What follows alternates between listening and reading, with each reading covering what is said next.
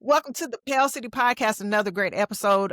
And I'm really excited about this one because it's a friend of mine from long ago, and we get a chance to talk about some real things that we connected on. But let me run down some bio information. He's hailing from a small town in Alabama, a church town, church background, toured stages, and he originally is the voice of Western Decadence and the Storm Orphans. He's been in the music industry behind the scenes as a booking agent and working promotions. And now, a few decades later, he's telling his own stories. He's come full circle and given us some soulful country blues gospel sounds that helped to shape him as a young artist. In his current single, Let It All Go, which is so dope. Like, you got to check it out. It gives us the best of what country soul is all about. Please welcome to the Pell City Podcast, my friend, Rusty LuQuire. What's happening? Hey, what's going on? How are What's you, happening? Rusty? It's been a long time. Oh, it has been. I love the sound of that, though, and I appreciate you rolling all that out. It was making me have all these flashbacks. Seems like this whole summer I've been flashing back to, like, maybe I'm old now, like the summer of No, 72, 73, right, when I'm old enough to see what's going on, but I'm not old enough to have the means to go anywhere. I ain't got no money. I'm just a kid going, "Oh, this all looks so fun." But the music and all that stuff that I've been hearing, I think a lot of it kinda kicked in with me when Sly Stone, had passed away. And, yeah. it just brought back a flood of memories because that was right in that initial soundtrack where, believe me, those dudes were owning it, and that Mhm, was one of those groups that really just, as far as I had seen, they just mixed all the styles, you mhm. know what I mean? Well, And that really spoke to me, I love it when there's just a lot let of me hybrid tell you stuff. this, and I don't think I've ever said this to you, but you are the reason. You really are the reason that because we connected with me. Some folks know that I moonlight as a DJ, right? Still doing it, and people Yeah.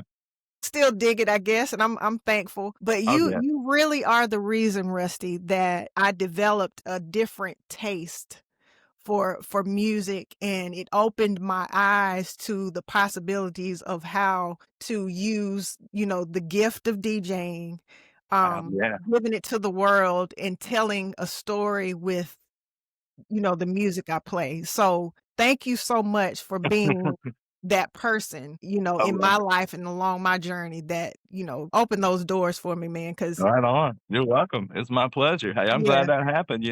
yeah. And reading, like your backstory, knowing some of your backstory, dude, you grew up in the church, like a Oh, lot yeah. of art, like a lot of true artists, grew up in the church, playing drums and, doing instrumentation and Mhm. stuff, had the influence and stuff of, that sound. And then you got into Yeah. playing instruments and singing and, being in bands and stuff like that, man. And Right on. just your eclectic taste in your being versed in every genre of music is a testament to just who you are. And you're a legend, man. You That really are. You really are, Rusty. You really are. So That's too I funny, appreciate you. The good thing, I appreciate you everything you're saying on it, it makes me think, I'm grateful for that era that I did come up in because with my dad being a preacher, like, first off, you're a preacher kid, everything you do happens at the church. That's your whole social community, that's your whole family network, and until I'm out of high school and on my own, more or less, my dad probably lived in 4 different churches, being a Methodist minister too. That meant around here that the church owned the house you lived in. And so in most cases, they call it the parsonage. And so in most cases, it was right next door to the church. Only one Mhm. time was it like about a mile away. Other than that, not only did we have that whole church part of it in there, but we were literally that was like the church was our next door neighbor on one side and then somebody else lived on the other. So, I mean, you just couldn't get away from it. So not only was that all that style going, but somebody was always watching you. You talking about it takes a village? Hey, you didn't even have to declare that as the truth back in that day because everywhere you went as a preacher kid, oh man, there was somebody watching you your report on what you had done could got back home so fast before you could get back home, it was there.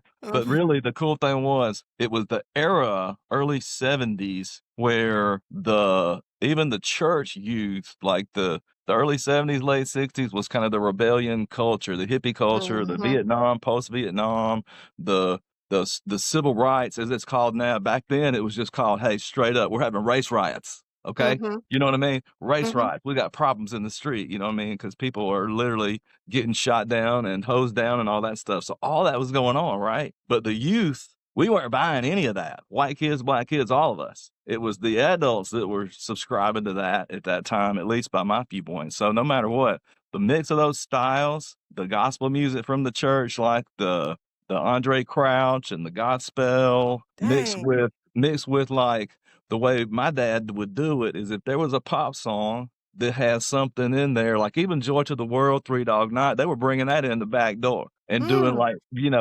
reinterpretations and whatnot, using anything. If it had Jesus' name in there, shoot, or some kind of allusion to that, they just brought it right on through, No matter what, it was an influential part of it because jazz music that my dad and them came up on was present. The Simon and Garfunkels and the Beatles, Sly Stones, the Aretha was huge Mhm. because it was safe to like Aretha because what was she? A preacher's daughter coming Yeah. right up out of there. And so next thing you can hear it was flooding everything. And so there was this battle, my whole coming up over is that secular, is that gospel? And then we finally got to a point where I think we're at now where it's just all the Lord's music. It's how you're putting it out. You don't have to be inside the church or making Christian Mhm. recordings to put out music. Every music, I mean, it all comes from God, but still think about it. So Mhm. anyway, I think it's all accepted now, way more than then. But the funny thing was the tension of that time, what was accepted, what wasn't accepted. You can come here, you can't come here. That was that whole era. Oh, you're Yeah. not admitted here. Oh, I can come there, but I can't come here. So we were in the middle of all of it, but still music, all that. And even on my YouTube stuff, there's a lot of interviews and everything on there that are rolling out. We talk about some of that, the Yeah. battle of the bands, being in the church musicals, mixing it up. But my pop is a preacher. He used all that, the music and the sports connections, as just an avenue to get kids, teenagers into the church. It's straight up, you know what I mean? Because trouble's always been there, no matter how it's Mhm. defined. Today we shoot everybody. Back then, people pulled out knives and beat each other up. You see what I'm saying? No matter Mhm. what, trouble's been there, and assaults have always been there, all of it. So it was kinda cool because it opened up the avenues to a little bit of everything for us, all the Yeah. style, you know? Look, and like I'm you can see it, see my hair, I'm influenced from that time, that era, and I can't, to me, like the '70s music, '80s music, Mhm. some of those artists and just that time period, it was just liberating, like, Uh, period. In it all was. ways, it was just liberating, and so, that I guess I embody that time, even though, it was kinda before my time, but still very Mhm. influenced by it because it was, where a lot of people, and I think a lot of music, especially, nowadays, found a voice, Yeah. and an expressive voice and stuff, and so, let me ask you this, coming from Let's hear. the South and stuff and, being a PK, was it hard to find, like, your voice? Because you were with a band for, teenage Mhm. up until, Yeah. you started getting into the behind the scenes side. Like, was it hard to Mhm. find your voice? And then how did you find it? Yes, that's a great question, and I'll tell you straight up, and I can only say this with the retrospect of just looking at my history and being grateful that I have even survived, and I'm serious when I say that because that part is crazy in itself. That's a whole nother show, as they say. But the thing is, I look back, and when I'm coming out of high school, coming out of college, when I'm in these rock bands that kind of put me out on the map as far as musically and got me out there, let's say, right? At that time, I was in my rebellion phase. And so I was wanting to play the loudest, the edgiest, be, just whatever that was kind of that literally what a lot of people say the rock and roll spirit is about. It's not the genre of rock and roll. It's like the rock and roll spirit, which has always kind of been anti-establishment. And at Mhm. that time, in those bands that put me out there, that was definitely my vibe. And the sound of it was nothing gentle at all. Because if you look back at some of those clips and listen to some of that music, it's in the vein of the Jane's Addictions and Pearl Jams and Led Zeppelins and all these, even Public Enemy was around at that same Mm. time. And that kind of music was a huge influence, but where it was a little bit of that rebellious factor. So flip the script up till now. I worked after being in those touring bands for like over almost 2 decades, being behind the scenes on promotions, whether it was a college concert, a festival, lots of nightclub, this and that and the other, where no matter what, it was a touring act coming through and they were rolling with what it required for them to be at their pro level. I don't care if it was the Charlie Daniels band, whether it was Big Boy, Ludacris, whether it was somebody, the Zach Brown band, whether it was all these kind of people, just different folks, because there was a list of them. But what happened was I didn't know it. I had to take note on all these people because I had to study how their day and day prior and week prior and even day after how'd they function? Because when you book a band of any kind of national notoriety for about for sometimes anywhere from 6 months to maybe a couple weeks after, you get into their world where you have to sign off on their timelines and do things how they do and all that.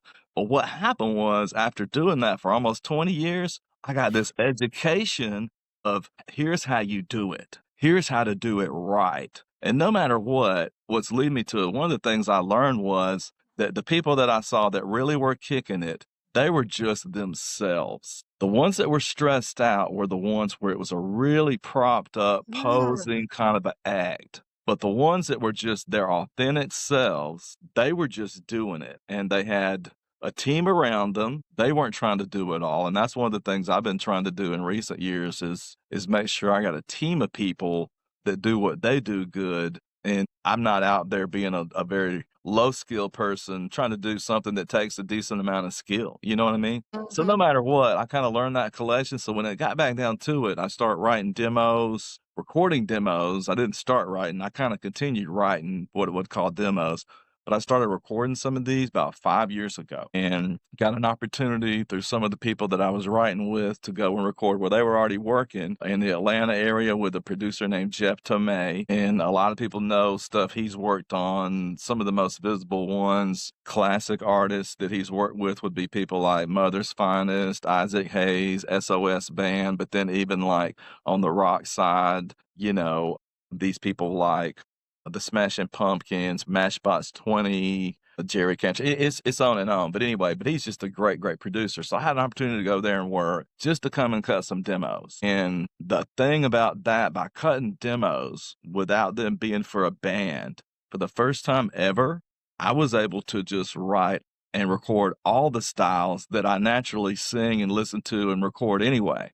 But before, all the writing and the recording and the creative kind of went to the expectation of, "Oh, we're this style of band, so we got to write this style of music. Mhm. So it opened me up, and the next thing you know, all these styles, that mix of country and gospel, that mix of rock and blues and soul music, and even, stuff on the ballad side. I've always liked ballads and stuff like that. But the mix of all those music, whether it was the pop, the R&B, or the country, it was able just to kind of come out. And then with me, even if I try right now to write a song that was like, oh, I'm gonna write a Whitney Houston song, I could have it all dolled up, and in my head, it's like Whitney, Whitney, Whitney doing all this. And then by the time I go to demo it's gonna sound nothing like Whitney Houston. You know what I'm saying? It's like even if I was trying, which is probably the beauty of it, because no matter who I've ever tried to sound like, or maybe I'm influenced by them with an idea, by the time I get to demo and it sounds nothing like them, but still I'm influenced by all of it. I really, really am. And I don't care where it comes from, because if it's a good song, I'm into it. And I don't care if it's something I heard from a band I'm deep into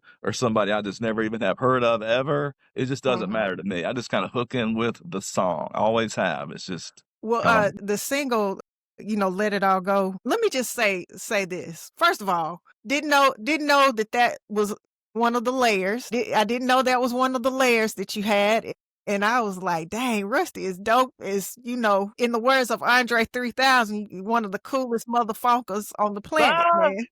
you're too fun.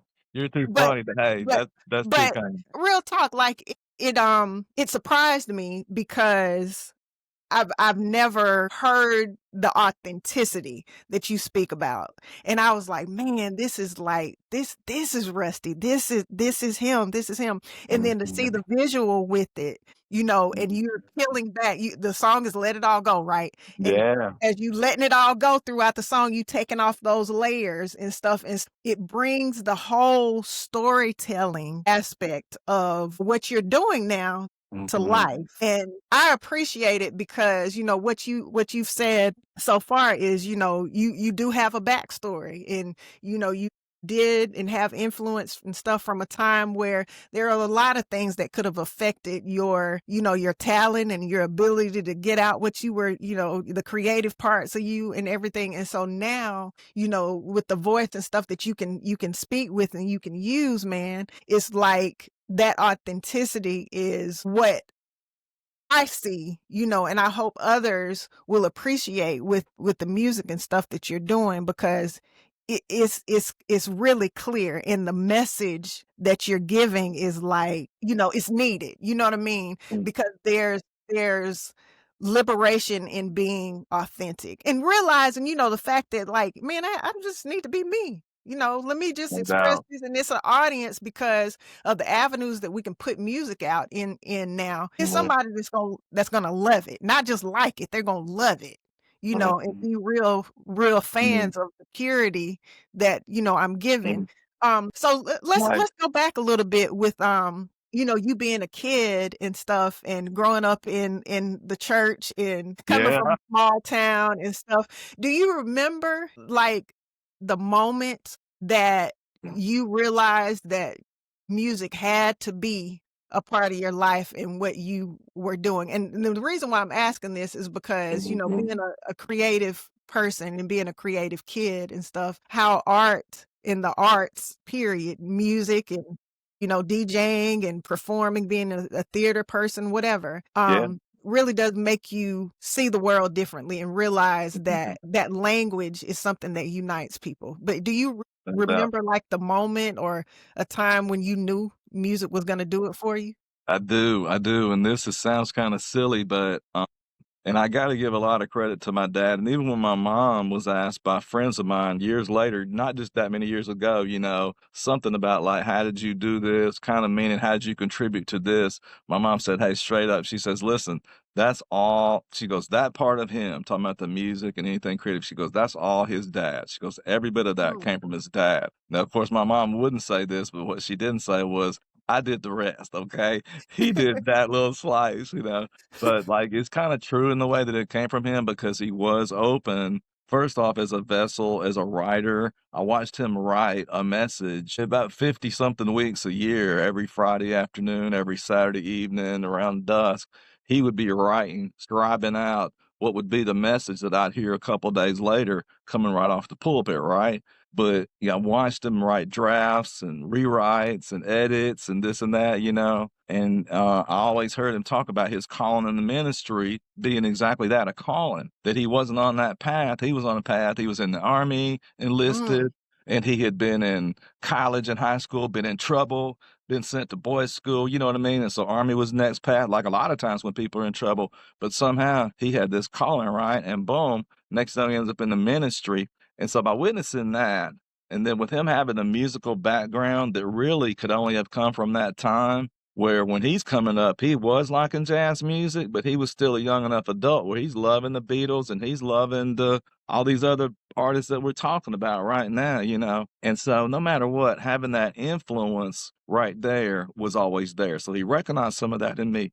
But when you're saying, when did I notice it? And in my memory, I learned to negotiate by doing jobs around the house. And I'm glad I did because I was always working. Literally from the time I'm a teenager, I'm working. So literally one of the first things I negotiate is if I promise to take out the trash, and this would have been around 5 years old, if I promised to take out the trash, which meant taking up all the little trash cans from the bathroom, from the bedroom, from this room, and I'll empty them out, getting them out of there. Then I take those same trash cans, empty them out, turn them over. And then I had all these different little levels of what became my little drum set. And I didn't do this like not no one told me to do this. I just did it because I came out there looking for something to get down on, you know? I was ready to go, and I'm already watching people do it, and so I'm creating my own little drum set. So at that really moment, when I'm emptying out all the trash cans only to take them and turn them into a little Flintstones looking little drum set by turning them upside down, because anything can be a drum, which is what I think I love about percussion, just like I just Mhm. did. That's me on the table. That's me on my laptop. You can say you can Wow. really make it happen, and lots of people do that. All the grades have done some version of that, but still, that kinda told me right there. So literally, somehow in the exchange, I get a pawn shop drum set by the time I'm like 5, 6 years old. I'm told literally in another bargain that if I learned to play those, that I could get like a new set, so to speak, because I'm like thinking, how can I be not only in the church band, how can I just be in a band? How can I just be out there doing what I'm seeing on TV, Soul Train, American Bandstand, and all that? That was pretty much the outlets by the time I'm, say, 10. And that's when I'm really catching fire on everything. So it's no matter what, turning those trash cans into drums, playing the drums along with everybody else in my dad's living room where there was a piano, there was a stereo. And so even though that didn't happen in recorded music till later on, like at that time, we played along with the stereo all the time. It wasn't necessarily sampling, but we were doing our own version of, we got in when we could get in, and they already had the rest, and then we popped in there when we heard something that needed to happen, you know what I mean? So we were kinda throwing it back to the records, you know?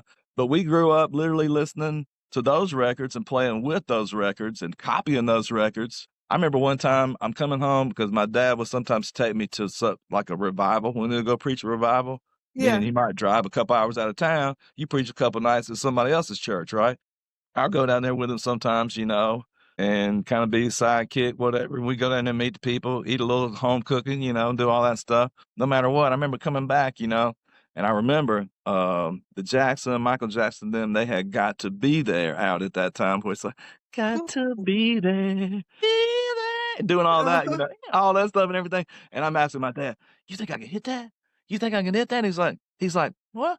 I've heard you hit that note," you know? I said, "Oh, you've heard me hit that note?" He goes, "Yeah, when you're in there with the headphones on," he goes, "you don't realize I could hear you singing when you're sitting in there singing along to the record." And I'm like, it's the first time that it dawned on me that when you have headphones on, nobody else can hear the music, but they can hear you. So anyway, funny thing in there, but no matter what, once again, it was just that home stereo that got the bug with me. And then playing the drums, playing the instruments. And then even later on, when it came time to opportunity to be in bands, there were definitely several drummers, several guitar players in almost any setting, but at the time I happened to be coming through and had an opportunity, there was nobody that was willing to be up front and be the leader of the band, so to speak. So then the next thing you know, that whole church training came firing out where I'm like, "Okay, I'll be the singer, no problem." We've been singing since we were 5 years old, you know what I mean? And we've been singing in front of crowds and doing all that, so I'm like, "If that's what it takes for me to be out here in the group, boom." And I didn't realize at the time, but it was like literally as they say, by any means necessary. That was my motto. It's like if I'm gonna be out there, however I saw my loophole, I had to go for it, right? That's So crazy anyway, because you were like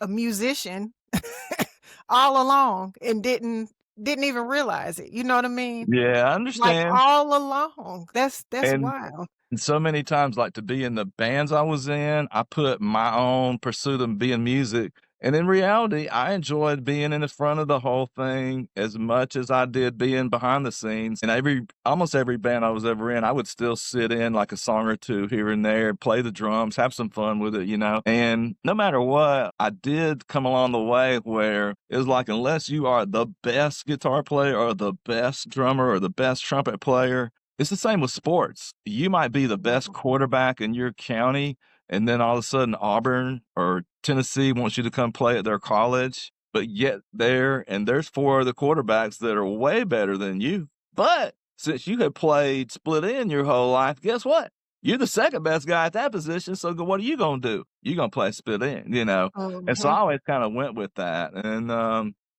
in recent times where I write and record with Jeff and the guys at the studio there. Some are from Nashville, but the majority are from around the metro Atlanta area. No matter what, it's a situation where, once again, I'm able to be the least talented person in the room Mm. by being in a professional situation that I had the opportunity to get into. I was ready when I got there enough to where they wanted me to work on other material, do other things, and we kind of found our footing. But one of the things too is you mentioned earlier that made me think on this is that once I got into that setting where we were just writing demos of almost any style and working with Jeff, the producer, realizing between him figuring out, okay, he's good at this style and this style, maybe not that, and he's identified clearly that's in your wheelhouse, which is all those little descriptives, that little country is southern rock, soul kind of vibe, a little bit of blues, a little bit of gospel and this and that. So identifying that, then I was really able for the first time, and this is starting around 2019, 2020, when I started working with him, I was able to really write music and create music and record music that was not to any one group or sound or expectation. Because at that point, no one was expecting me to kind of come back and resurface and record and do all that again. A limited number of people knew that I still wrote and recorded music, but that was about it. So it kind of worked in my favor because when I had nothing that I had to live up to, I only had to live up to what I liked. And I like music I heard on the radio my whole life. And Mhm. that's kind of genre-less, you know what I mean? That really doesn't really have a genre other than the genre is it a good music? Can you sing along with it? Do you get a feeling and do you get a connection, Mhm. with it? It's a little bit more of that. So I think that's led to the authenticity of the music. So it's not really trying to be something. We're just kind of letting it be, so to speak. So your time with, the band well, with the bands, but, specifically with the Storm Orphans, where did the Mhm. name come from? And, kinda Mhm. high level, tell me about the time that you were with them and, some of the highlights and stuff Definitely. that you can remember, that really pushed you out there as a front man and the artist. I love that. I love that. Good question. The thing with the name, at that time, I had a band called Western Decadence, Yeah. and the members were like slowly leaving the band, right? For whatever reason. It's typical, like maybe your first real public band. Next thing you know, it kind of deteriorates. And so at that point, I'm like really wanting to hang in there and do something more serious, wanting to stay on. I'm thinking with another drummer. So we get some other guitar player come on board and more or less going to continue the band. But the band, even the drummer that I thought was with me, he's gone. You know what I mean? By the time I can get the new guys. So the next thing you know, I turn around and literally, it's a brand new band. You know what I mean? So we had 2 or 3 shows that were already booked, playing kind of as what the old band was. So no matter what, we're like, we got to come up with something new because we can't be representing ourselves as this old band. We're like something brand new, and we're by that time we're starting to do new ideas. So no matter what, we played the game of basically what's called word association. Green light is I've Okay. always heard it, where you don't put the brakes on anything. You just get the legal pad out, get the pen or the magic marker, whatever, get the poster, whatever it is, and whatever comes to your mind, you put it down. And the next thing you know, everybody's brainstorming and doing these things. We're right, and we're just coming up with these different word combinations. You know what I mean? And it doesn't matter what couple of words go together. If they came to your mind, just saying them. So we had a list of about 50 Okay. names, probably like on a legal pad, just written out there. And we start hovering around a name. And even for about like maybe 2 days, the band had voted that our name was going to be Tumbleweed Express, which was just Okay. kind of, okay. And who knows how it got to that, but it is documented that we voted on that. And for a couple of days, without it being published, that was going to be the name. But looking back, I can tell you that it resonated with nobody because no matter what you do at the studio or at the rehearsal hall, you go home to your significant other or whether even if you're just a young person, you call your pop, you call your mom, call your sister, whatever. Yeah, we're doing so and so and so and so. Oh, that sounds great. Or we're called this and that and other.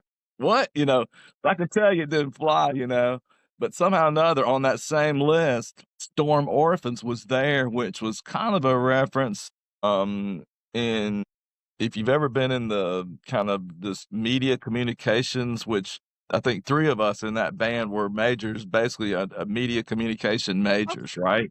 okay. So whether it's advertising, PR, broadcasting, you're getting kind of the same basics. But no matter what, I think it's a known fact out there that the first what they call a talking picture, or let's just basically say the first motion picture movie that had sound that was not just subtitles, because there was a time where it was just Yeah. subtitles and you couldn't hear anybody. You just had to see what they were saying, just like reading a cartoon on in a magazine or something Yeah. like that. So, there was a movie called The Orphans of the Storm, and it starred an actress that I think at that time, probably in the 20s, 1920s, 100 years ago or so. The actress was named Lillian Gish, and I don't know a lot about her as an actress or even really much about that movie other than I think it's documented in Hollywood terms or, that it was the first talking picture. So no matter what, Orphans of the Okay. Storm, Storm Orphans, and there was just a little thing. So in that case, we didn't want to first off be called Orphans of the Storm because we weren't into being a phrase. We didn't want to be like, well, what's that mean? Oh, you're the orphans of what?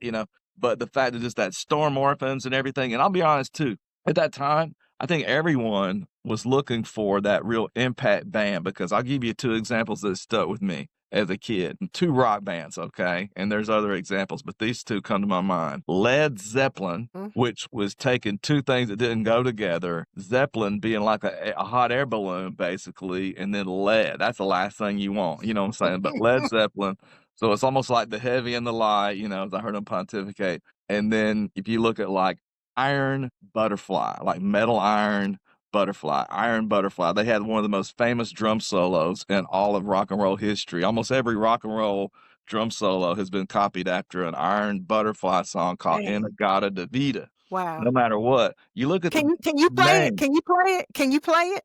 Oh, yeah, and a lot of people played it. I grew up playing it. Okay. There's a drum solo called Wipeout. That's a real surf kinda Yeah. sounding song, and then Yeah. there's another song, that one called In-A-Gadda-Da-Vida, and most drummers that are out there, whether they know it or not, they're doing a version of that, Mm. and you could go look it up, but it was like and then the next thing you know, it's just like a marching band on drums going on back there, but I would recommend anybody, Iron Butterfly, In-A-Gadda-Da-Vida, and it's just one of the most classic drum solos of all time. Plus, it's got some great. It's like straight up just guitars jamming, 70s kind of hard rock. No matter what, the names have always been funny to me because Mhm. yeah, Storm Orphans just had a little bit more of that, something in there, a little bit of tension, but it also didn't mean anything. And I think that Okay. was also what we wanted was something that we didn't want it to mean anything.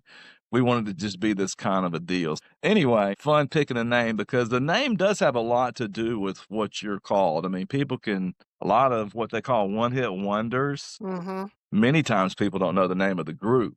They just know the guy that did, oh, that song, and then they have to sing the song, and then they say, oh, you're talking about Chumbawamba. What? You know? Yeah. It's just funny, but there's a ton of bands like that as well, but I always laugh about the name, but that's how that kinda came about. Popped it off the list, first one didn't work, what was the runner up? Boom, then we went with it.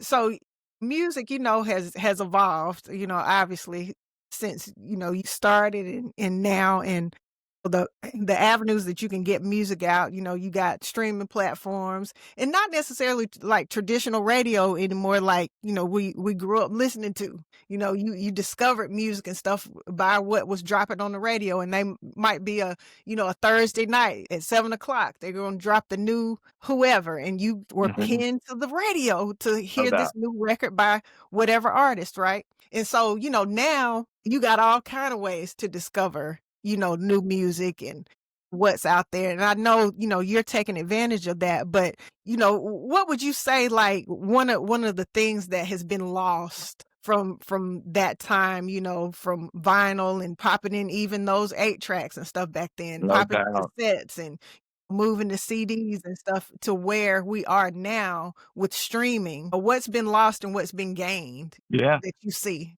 from it that it evolution? that's a great question, and it's a really, kind of what we've gained is because of what we've given up, if you follow me, Okay. you know what I'm saying? Because what we've lost most of, and most industry, music industry, media industry executives and experts will tell you that the age of what was known as the gatekeepers is really gone, and that's what Yep. happened back in the 60s, 50s, 60s, 70s, 80s. You had a limited number of record labels with a limited number of radio promotion companies controlling 90% of the radio stations and newspapers, publicists in the same gang, yet a limited number of those people signing a limited number of artists. And then boom, and if you were an independent artist, you were just basically in that era of music firmly up through 2000, through the turn of the century, you were considered almost like an outcast. I mean, like, not like Outcast cool like the band, like an outcast, like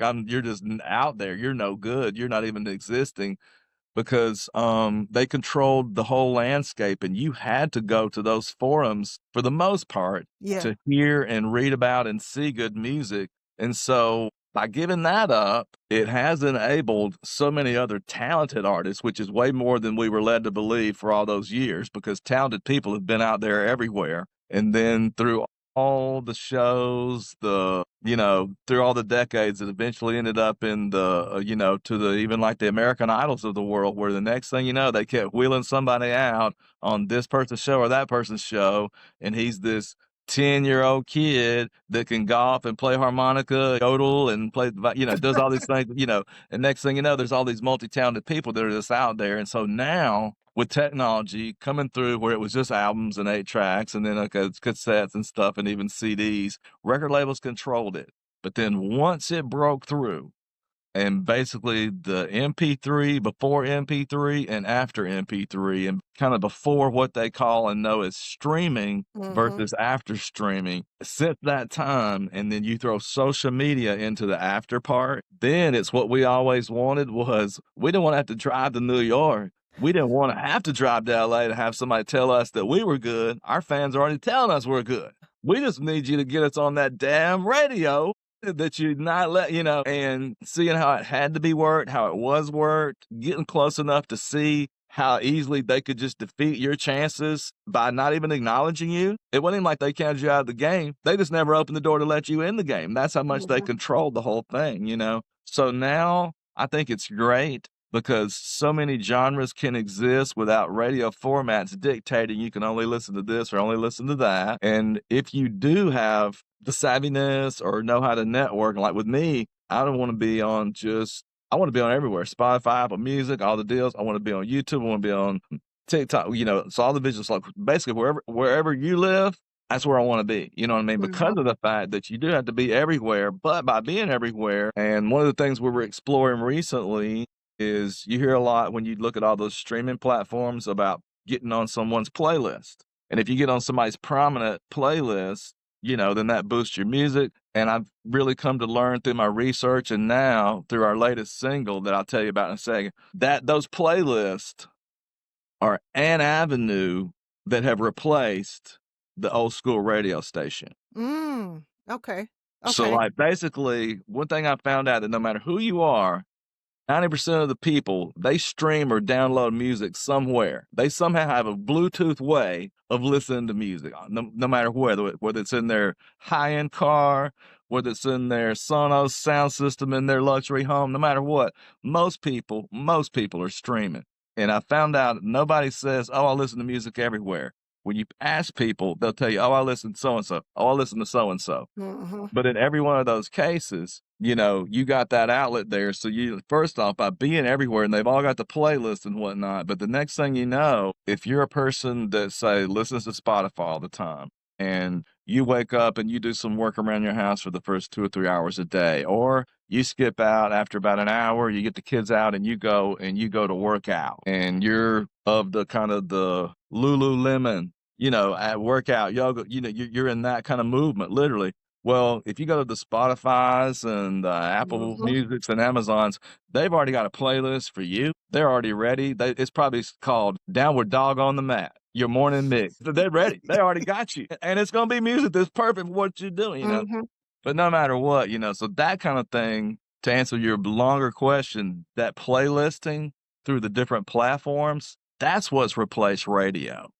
So A little let bit me of Pandora and that kind of yeah. thing, but I think a whole lot more of the playlisting within, and everybody's either listens to Tidal or they listen to Apple or they listen to Spotify That's right. or Amazon, but rarely, like I listened to about 3 or 4, and I've already found out that I'm a rare bird doing that. That's just because I'm looking at them and seeing what are they Yeah. doing, how are they working. Anyway, it's Well, funny. I'll tell you this, and to your point, like when I start doing, research and stuff about new music and even, trying to put Mhm. together a set, right? I never thought that I would, like, not look at charts, right? And this has been from my radio True. background and stuff. I never thought that I would not look at charts, but I do go to, like, Spotify and Apple Music and stuff to see, discover new music. So that Mhm. playlist information and the way that you encapsulated it and stuff and saying that, like, that's the new radio, it truly is, Yeah, it really is. but,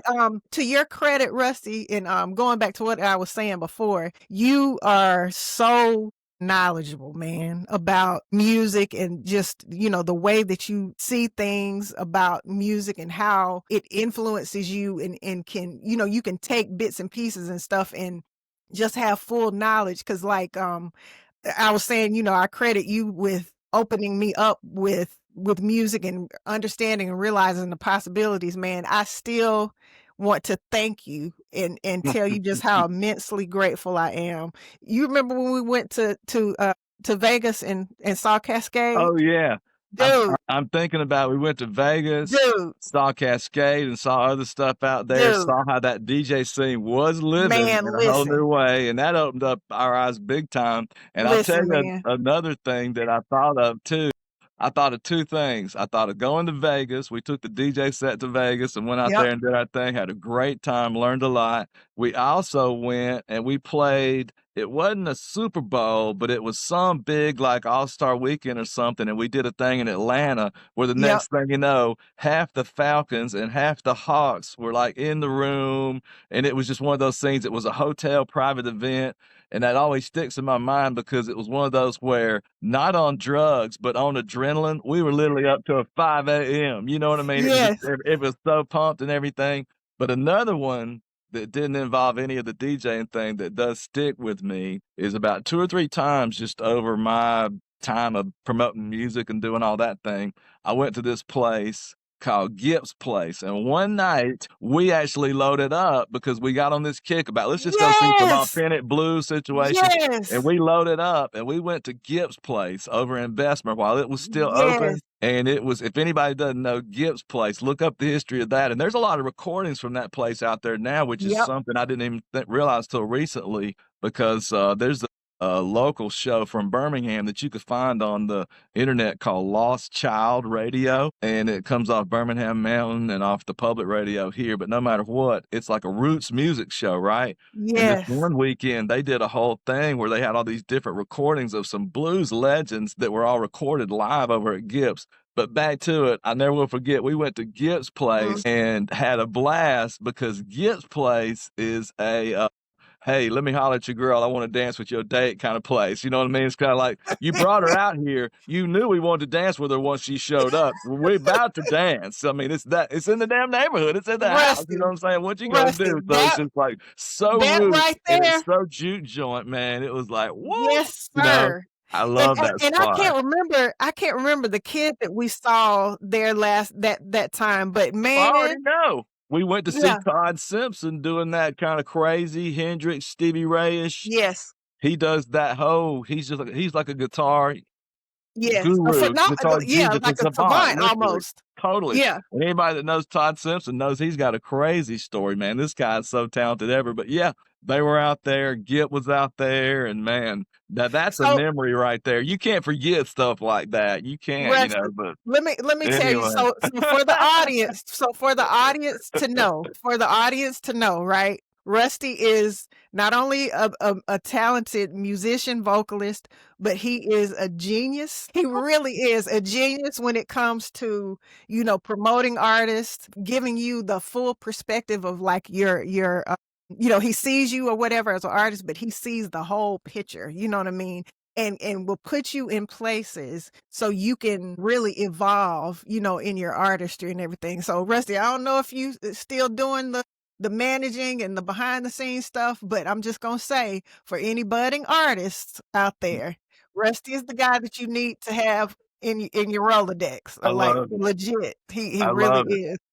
Here's what's good, I don't do it anymore for, like, booking fees on the line, but Uh-huh. I've got like a one conversation consultation free, and then I'll There you go. charge you a little mini rate for the second hour, There you go. but I'll at least give you one man's opinion, which is what the music business, media business, sports business is filled with. Even though there's conglomerates everywhere, it really is a mix of just one person's opinion. And I bring that up because if I was somebody coming up, I would say, if somebody tells you no, just say, okay, hell no. I'm moving right on past you, find the next person. Because That's if right. you just let their no be your no, then not only did they own you, and they weren't even trying to own you, you just happened to Yeah. run up on them. You know what I mean? Yeah. So don't stop for anybody. There's too many opportunities now, and still, keep it moving. Keep Well, it moving. But I and appreciate you what you're doing that. saying. But No, I would advise anybody with my opinion, and it really is being yourself, because in that time when I was in bands, the pre-streaming and the pre all every week where we could really access everything, that had us to where so many of us as artists were in a box. And almost Mhm. everybody I was ever in a band with was there was always one or two people that were in that band that were playing the music that either that band had hits with or was that style of thing. But in reality, their thing was totally something different. But they went with it to A, be a working musician, to B, have opportunity to just get in the game, to be in it, and it just had to go. So now, that's the one thing I would just say. And by doing that, I found out by going and showcasing in LA, like our current song, Run on Hollywood, it's all about going to showcase in LA and then coming home without a deal. Coming Mm. half the band wanting to stay in LA, half the band ready to come on home. Like, what? We came all the way out here for this, and then going to New York and having the co-realization that guess what? They invited you up here to showcase for all the big labels because you're the hottest band from down south. We didn't need you to come up here and try to be New York. We got plenty of New York bands. We needed somebody to come up. So what are you doing trying to be up here and being all New York? You know what I mean? So they sent our CBGB's ass home with no deal once again because why? We weren't being Mhm. ourselves. Mhm. And so the realization on the backside, and the one thing I relearned, not only from my band and touring experiences, but with all those groups I worked with over the years was, once again, be your authentic self. And there's somebody out there ready to connect with you, especially now because of all the access. Because of YouTube alone, I could tell you right now, from having nieces and nephews that are preteens and teens and whatnot, if you just go and be the king of YouTube, you can make it. Because there's some people that I just mentioned, they practically never leave YouTube. Why should you? It's all right there. You Right. can hear the Right. music, you can see the videos, you can hear the backstories, all the little dilly. So now, if you got a thing going, you can crack that code and get in there. But the bottom line thing is you got to be out there. And that's what I accepted in recent times was no reason to have all these songs just sit around on the hard drive. And like the producer said, hey, we need to put some of these songs out as a record because if you want other people to record your songs, if you want them to be in movies, do these things, you need to go ahead and get them out. Don't be sitting around with a lot of good songs or whatever. Mhm. And that's So been the mentality. Be out there. speaking of being out there, you got the premiere of the new video coming New video. Yeah. middle of the month. Yeah. It's called Running on Hollywood. Yeah, talk about that a little bit Yeah.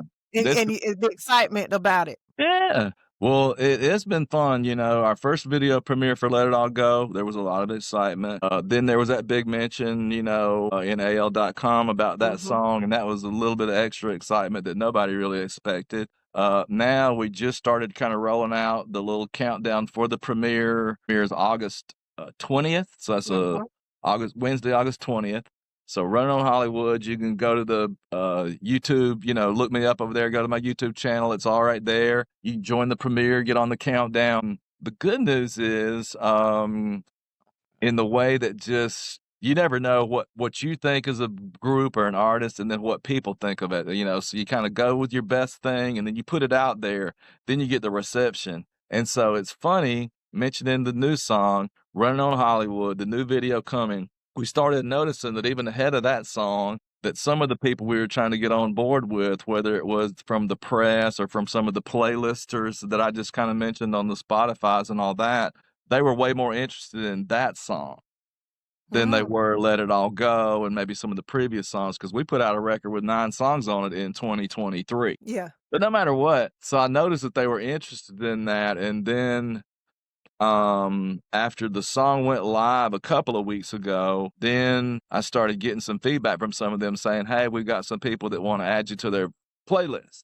I'm like, "Great," and then the next thing you know, as of the day, that song's probably, if my report right, you little dashboard type thing on Spotify or Apple Music and all that, but I think it's on about a dozen Spotify playlists right now. Dang, So Rusty. the funny Ooh. thing is now officially like our most successful song because it's just the playlist. So it's given us some good momentum here a week and a half or so ahead of the video premiere, all that. And no matter what, it's just like a good kind of old-fashioned Southern rock driving with the windows down song, and we Mhm. got a little bit of that in the video too, Yeah. a little bit of driving with the windows down kind of vibe to it, and, it's just a fun song. It's got some good guitar. Kenny Kilgore, who I co-write all these songs with Kenny, he's got some great guitar on it, and it's just a really good showcase. If you like a good kinda twangy 70s style Southern rock, good guitar song, driving song. It fits the bill. But story wise, it's a real simple story and it tells it right out there with the first lines out there Southern boys running on Hollywood. And it's basically full of promise, hopes, and dreams. And it's a tale of literally for decades, all the way back to like the Eagles when they moved out from Mm. Texas and went to California all these countless bands from Georgia, from Mississippi, from Alabama, they go out west. Somebody along the way says, "Hey, man, you're the biggest thing around here. You need to go out there and do your thing." And the next thing you know, you pack up and you go out there to see if we can get that big deal, not just a regional record deal, not just some independent radio airplay, but a real full blown big time push. You're going to be the next big thing, which everybody knows those things do come from the Hollywoods and the New Yorks and the Nashvilles Yeah. of the world. Atlanta in recent times as well, but still, you got to go there. As they say, you got to go to market if you want to get signed. Yeah. But that whole thing is what it's all about. And by that time, my experience of being that band that so many bands have been was that we're going to go to LA, but we're not going to go out there and be LA. We're going to go out there and be this thing from down south that's got everybody down south going crazy. So there's lyrics in there and it's kind of funny. It's me. It doesn't come off like it's a flipping everybody off, but it's me kind of flipping everybody off. And it's flipping in there because it comes out there and it says, we may not be Laurel Canyon, the Sunset Strip, Rodeo Drive, which is three distinct lifestyles, Right. musical styles, and kind of you better be this or you're not that. It's like we got some good time Southern music. Here we are. We're planting our roots. Truck just pulled in. We're gonna take us about 15 minutes. We got the amps coming out. Boom. We're gonna change it up for you. You know what I'm saying? So it's kind of like that whole thing. But it was also just the choruses are kind of fun because it's a reflection on literally, you're a band that goes out there. A&M Records is ready to sign you. Soundgarden is on A&M Records. Everybody's comparing you to Soundgarden at that time. Ooh. Half the band's like, you know what? I don't know. The other half the band's like, we're ready to call home and say, send my stuff. You know what I mean?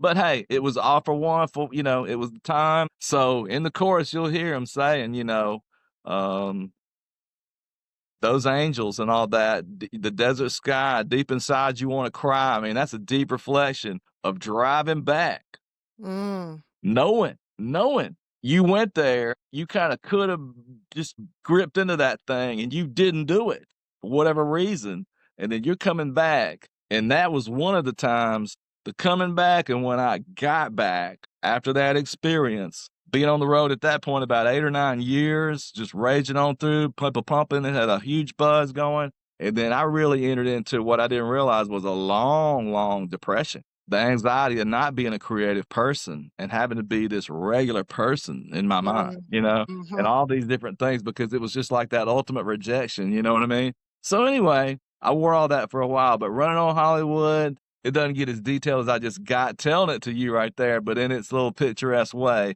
that's kind of where those images come from, and that's where the theme of that song comes from. It's just about going out there, being yourself, but even then, if you don't push on through, you can How walk does it away from it at any time, because even when the opportunity's there, you still have to seize that moment. You can't just right. let the opportunity be there and then, "Oh, okay," it's not like How a does it Super feel? Bowl game, you don't just win it. Yeah, how You does gotta it work it. feel how does it feel now? Like, how does the music feel now? How does the process feel now? Do you feel like you finally you're finally there, as a creative. Now that I do. I do Good, because I've yeah. accepted the style of music that's really true to my heart, that's true to my skill, to my styles that I can do. I don't really come off like just because I could play a certain style, but it's maybe not my authentic thing. I don't ever even attempt to do that anymore, nor would Mhm, I. So it's without having anybody to please, so to speak, it's given me the ability to actually please more people in terms of they enjoy the music. Because no listeners ever said, "Oh, please me." They just either like the song or they don't. They keep it right, moving. I mean, it's just right. we're all that way. And as musicians or creatives or writers, we sometimes get so deep into it's like it's not that deep for the folks. They don't care who produced it. They don't care who the keyboard player was. They don't care what gear you used. All these little magical things that matters to a small number. Is it good or is it not? Is all the folks care about. So I think it's opened me up to just really intentionally try to have more universal music Mhm, so that no matter what, it's understood. More people can plug their story in. Because sometimes if it's too detailed a story, talking like maybe to the song, it might be so detailed that either people have to really, really like the song and they buy into it, or they can't buy into it with their own story. But there's a little medium, little happy spot, a little midpoint there where sometimes you can write it just general and just universal enough, not vague, but just universal to where they can plug their own story into it. And that might be because the song happened to be playing on the day they was moving and they were leaving college and they were sad. And it plugged in, and next thing you know, it just is enough of it to where it's like, yeah, it's my story and it's my song. And then it's the next thing you know, you already know it. That's my anthem. mhm. And now we're rolling with it. And then when they come to town, we're going to see them. Why? Because that's my song. And it kind Well of goes and goes like that. So I well like it. I don't want to try to do a certain style. I'm old enough to know what I can't do now. yeah. Well, You know? I can say, I really do think that, the project has some legs. I really do believe that you will have, those fans that are gonna say, "That's my song," because it's good music, Rusty. Like, it's good music. Thank you. Let It All Go, me like I said, me seeing the visual, seeing what you were doing, the story you were telling, and that's just one song, you know what Yeah. I mean? So, the entire project and what you're, Mm, diving into now, and it knowing that this yeah. is music that you are loving doing, man, I can't wait to see what happens, Yeah. and it's no time like the present, you know what I mean? It's no With time you. like you finding your Mhm. voice and saying, "You know what? Bump it. This is me, I love it. and Imma put it out there, I and I know love it. somebody's gonna dig it because Yeah. this is my authenticity, and Thank this is the you. gift that I'm giving back to the world." So, I Thank you. celebrate you, man. I applaud you, and just congratulations on Thank you. Thank getting you. to this moment because, we've dug in the trenches, so to speak, That's right. together, and, to see you happy and joyous and doing what you love, Yeah. man, is just I I love c it. it makes me emotional, you know what I Well, mean? I Because appreciate we've it. talked those dreams before, I we've talked know. about them. Well, So, yeah, I'm gonna share one thing with you about that song, and then I know we've eaten up a lot of time, and we're gonna have to wrap and everything because you got other projects you gotta hit and all. But as far I'm as the song "Let It All Go," the thing about it is we put out the Storyteller record in October 2023. 9 songs. It was gonna kinda be the debut of our studio project, and then we're gonna follow it up and do what we're gonna do. It's already in the pipeline. It's already in the digital distribution. It's coming out. I think it came out October 20th, I think, if I'm not mistaken. So, and those things have to be handled weeks in advance and this and that and the other. 2 weeks, 2.5 weeks before that, my mom, out of the blue, passes away. So here I am. I got a record that even if I get under my blanket and don't come out from my blanket for 40 days and 40 nights, that record is still coming out. That record's still going to be out. There was no pulling it back. So literally, one of my partners is like, "Hey, you got to just keep it moving, do what your mama do, just keep it going, release the stuff, So for a few months, a few weeks, we got the songs out there. We're speaking a little bit about it, but we don't do any of the investment that we were planning on doing. None of the video, none of the stuff that would have been the fun part of the promotion, none of it. So by the time from like October to by the holidays hit, I'm like, we're not doing another thing. And at that point, I just kind of shut it down, shut it down, shut it down. And so what I'm realizing and I'm reflecting, and what I'm realizing is like, man, you can't be promoting no record. You have to go and mourn the passing of the most important thing that was in your life, your mom, your last living relative, right? My dad had previously passed a few years before. My older Yes. sister unexpectedly had passed years around the time when me and you were first kind of Yeah. coming together, working together. And no Yeah. matter what, I learned there's even a line in the song about that, but I learned I had to go and do that and mourn, reflect, and do all those things. Bottom line, I was like, I don't want to do anything. And then whatever, when I'm out doing anything, I'm never like intentionally going somewhere to create a certain thing. If it's the ideal wise, if it comes to me, it just comes. And usually it comes to me in the morning. It's just me. Now, also, it'll come out the blue, but the way it's kind of going is I'll be sitting there, I'll be having some coffee, I have an idea in the kitchen, I'm right out the back door to the back porch, and then the next thing you know, in some cases, I'm already singing a line. And I'm already like I was right into my phone on that day when it came to me. Sometime after I had just shut down, like, I don't know what I want to do, but I don't want to do this, you know? And so I'm popping into my phone, let it all go like a morning sunrise, doing that whole thing. And I kind of roll with it and I document it in a memo, just like an idea. And I probably put down a couple little melody things just to keep it in tune with what was really coming to my mind. So no matter what, then a few months later, I'm kind of like, you know what? I don't want to really even mess with that other record. We've kind of already stepped away from it. Let's get some new stuff. Let's get back in the studio. That's what I want to do. That's where I want to be. So we're rolling through and fleshing out ideas, and we put about 3 or 4 things on tracks or whatever, get them to a certain point, and then the guys in the studio, they're going, man, got a couple things from that last session that might be good, but and this is a song called "Let It All Go." That's the one everybody's kind of digging, right? And I'm sitting there thinking, wow, that's the first song that I wrote after my mom had passed, and it's got this line in there that's all about my mom and all about my sister. Because the one thing I would do, depending on if I was in Birmingham where my sister had lived that whole time, or whether I was in Tuscaloosa, around about the end of the day, maybe it was just things weren't going the right way or this, that, and the other. You know how it is. You got to go talk it out. So it's just too easy to just go a few blocks and just go around the way. Everybody knows about going around the way, Oh, and there's yeah. a little line in there. So, got used to you come around my way, and it's just about being able to go around the corner and just tell it to somebody that ain't gonna judge you, and then literally let it all go. You got to let all those layers go. And with me, I had to let all the layers go. I had to let that record go. I had to let my mom, my sister, my dad, had to let them not be in here anymore. I had to let that go and had to let it literally be a fact and accept it. And that's what that whole thing about taking off the layers. We Mhm. literally all have to take off whatever layer, whatever shell we got built up out there. We literally got to drop it. Is that old song used to say? I don't even know who did it. It's somebody. It probably redid it, but is a line of the song. Lay down your arms. Lay them down. Put them down. Because it ain't doing you no good. It's just creating battles for you. It's just Mhm. creating barriers for you.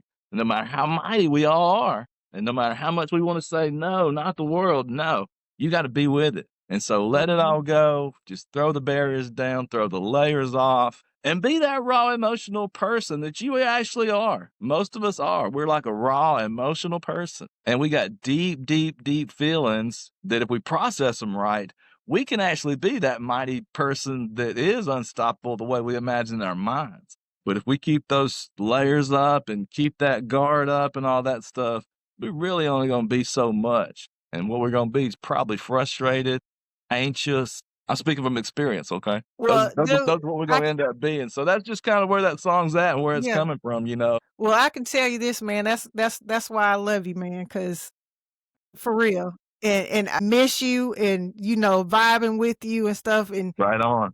this is gonna be the start of a re-up or whatever. But I love it. like I said, Rusty, it's just good to see. You're right, and it's crazy to reminisce a little bit because yeah, we experienced some things together, man, and No doubt. some No doubt. losses and some wins, Well, and some celebrate. your He pop did passed too. away right before my sister passed away. That's right. I That's right. mean, not to, One thing that I you mean, that's said part of my was timeline because, that's we were right. there and just, Yeah. And one thing you said was, you have to accept it. That's the main thing. yeah. You gotta accept it, and that's the hardest Oh, reality yeah, because you to don't live want to. in. No, Boy, you you don't don't. want to. And especially if it's, You you feel like know you're giving up. you That's know? right. That's And right. you're not But giving up, but you feel yeah, like you're giving up, and you're not. But boy, it's yeah. tough. But the person that you become out Mhm. of that Yeah. really does help you to realize the authentic person that you were all Yeah. along. You know that you might have been Yeah. hiding behind those layers and stuff. And so, yeah, man, it's the testimony that you have and the stamp that you're putting by putting it in song and putting it out there to the world. I know it's going to help to heal somebody. Thank And you know, you being in my thank life, you, thank I you. was truly and am truly blessed because I call you my friend I now, and I love can it. hit you You up and say, know it. "What's up, my boy? Just like you did, just like you What's up, my do. dude?" That's exactly the But case. by you I love being it. in my life, you Yeah, know, I love it. you really did have a true impact on me. So thank Thank you you. so much Thank you for saying for that. doing for doing you and being you, man, and giving the world just a piece of I what I know appreciate you. about you.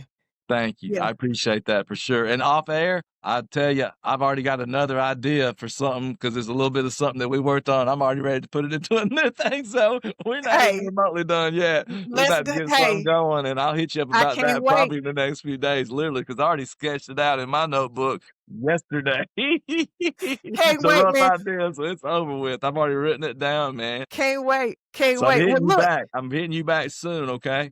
anytime. Tell everybody where to get the music. The premiere is going to happen on August 20th, so you got That's to right. make sure That's you tune right. into that. Where Mhm. can people buy the music and everything? Just tell them how to keep in touch with you and There rock you with you. go. The best thing to do is all the links for everywhere. If you go to my website, LuQuire Music, it's got my Bandcamp page on there, and that is where you can buy a download of the music directly from me without having to go through any service, and you're not just streaming it, you're actually buying it, you know?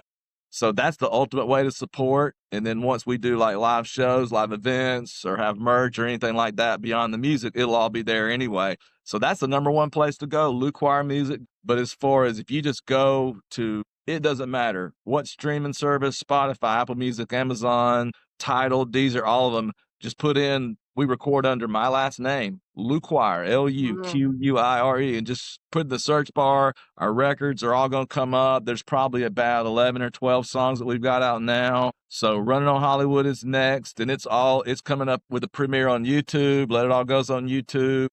And just by going to YouTube alone and finding us there, you can hear all the music, you can see all the music. And in September, there'll be a third single as far as this year called Tia Maria. It's going to be coming out. Mm. And then in November will be the final release for this year. And that's a song called Rhythm of the Moment. And so no matter what, there'll be videos and everything else coming out with those songs at that time. But no matter what, go to the website. That'll just kind of keep you posted with all the links and everything. So if everybody's logging in, I'd love to see some visits over there because that'll get you anywhere to hear the music and see the music and be in the loop with us and everything. So Well, be cool. I love it.